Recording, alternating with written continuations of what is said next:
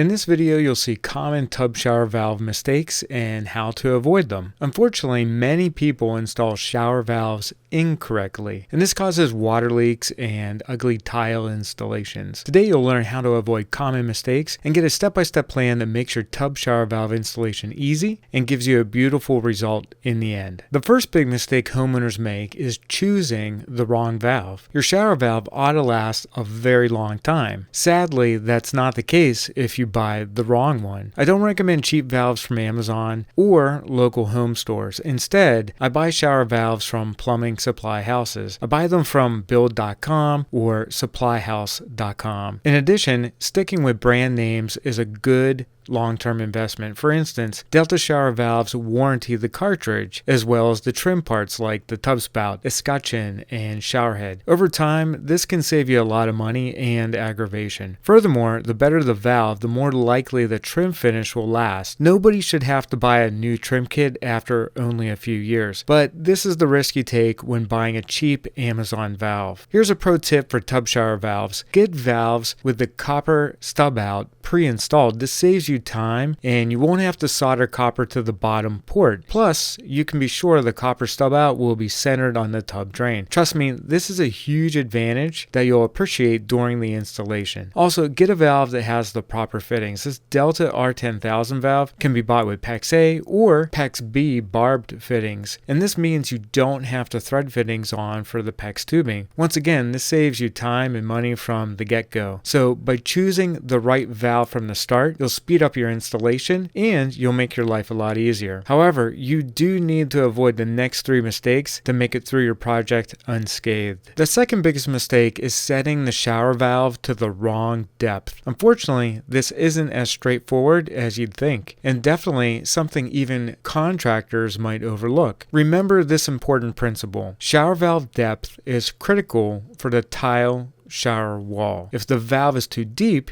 you might not be able to put the trim on. And if the valve is too shallow, the trim will bottom out. Both situations would be very frustrating, primarily since it's almost the last step in any tile shower. So you don't want to make these mistakes. I always consider the backer board orientation before setting the valve. For instance, in this shower, I had to add 3/4 inch strips of plywood to the studs. This helped me bump out the wall and place the curdy board on top of the tub flange. By the way, if you're wondering, the board can definitely be above the flange. I waterproofed it to the tub using thinset, curdy fix, and curdy band, but the details of how I did that are for a different tutorial. The bottom line is this: you need 3 things to set the valve to the right depth. First, you need to know the shower backer board thickness. I was using 1/2 inch curdy board, so that was easy to figure out. Second, you need to know the tile shower wall thickness or have a tile sample. And finally, you need to guesstimate the thinset thickness for the tile. So any tile is less than 3/8 inch thick will probably use at most 1/8 inch of mortar. But if you dry fit the backer board and the tile on the studs, that'll help you set the valve to the right depth. I normally use either a 2x4 or a 2x6 for the tub shower valves. I draw lines on the studs with my speed square. Then I secure the 2x4 to the studs with 2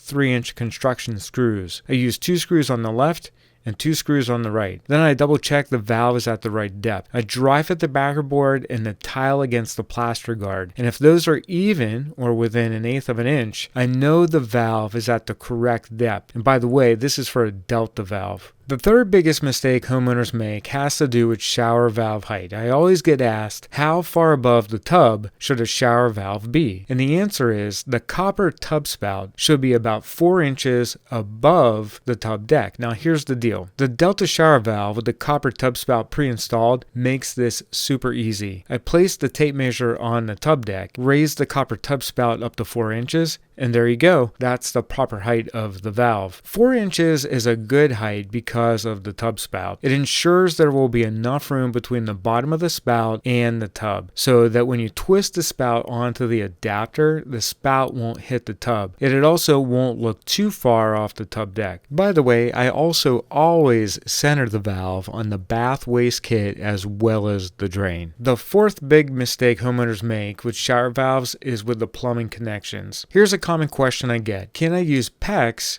for shower plumbing? And the answer is yes. PEX A or PEX B can be used for tub shower valves, but only copper should be used for the tub spout. And that's one reason I love the Delta valve with the copper already installed. That said, it's perfectly acceptable to use PEX for the hot and cold water supplies. I'm a big fan of PEX A because it's more flexible than PEX B. And this is a big advantage for tight stud bays like in this shower. You can see how I can bend the PEX A without needing a 90-degree fitting. That said, the first plumbing mistake is kinking the PEX and still using it. You can bend the PEX, but if it kinks, you have to cut out that section. The second plumbing mistake is not cutting PEX properly. I always make sure the PEX is cut square, and that way it'll fit tight up against the shower valve fittings. The third plumbing mistake is using the plumbing tools incorrectly. I used ProPEX rings with PEX A in the shower, and for the 1/2-inch PEX A, I can expand the ring and the tube 5 to 6 times. Then I immediately push the ring and the tube onto the valve fitting. I ensure the ProPEX ring is snug up against the shoulder of the fitting, and I hold it there for about 10 to 15 seconds. Once I have the hot and cold water supplies installed, I do the riser pipe, and frequently I get asked if the riser pipe can be PEX.